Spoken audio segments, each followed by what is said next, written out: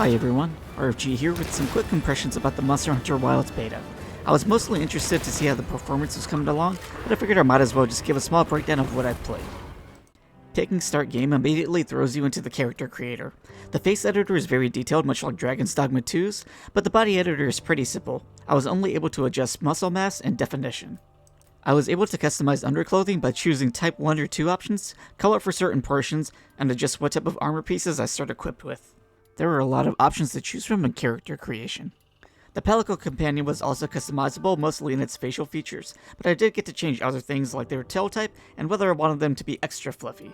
Confirming the character and Palico's names notified me that the appearances could be changed throughout the beta period.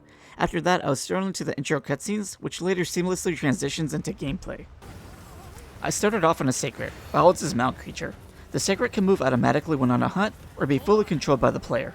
You also have access to a grapple mechanic and some other items when mounted on the Sacred. The early part of the intro sequence was a mandatory Sacred tutorial, but it does end up switching to hunting a Chotacabra. Before the hunt began, I did have a choice between the 14 different weapons to equip. I stuck with the dual blades for most of the beta, but I ended up trying most of the weapons for about one hunt each. You have the option to switch between 2 equipped weapons at a time, although switching between weapons means you have to mount or be mounted on a Sacred to do so. The Sacred was always nearby and was able to pick me up when called. Most, or maybe all of the weapons have a second mode or kind of an alternate set of attacks, which is neat, but for some weapons it was a bit more obvious on what that alternate function was. Probably the coolest thing to see were the different focus strikes on an enemy's open wounds. It looks like each weapon has a unique strike. It was also cool to mount an enemy, but it wasn't clear on why I couldn't sometimes. I played it exclusively at 4K, where it remained at a pretty consistent close to or at flat 60 FPS, and that was without FrameGen on switching between Ultra and High settings. I eventually turned on FrameGen and kept the settings at Ultra, and that did take me over 60 FPS consistently, but I did still hit odd frame rate dips.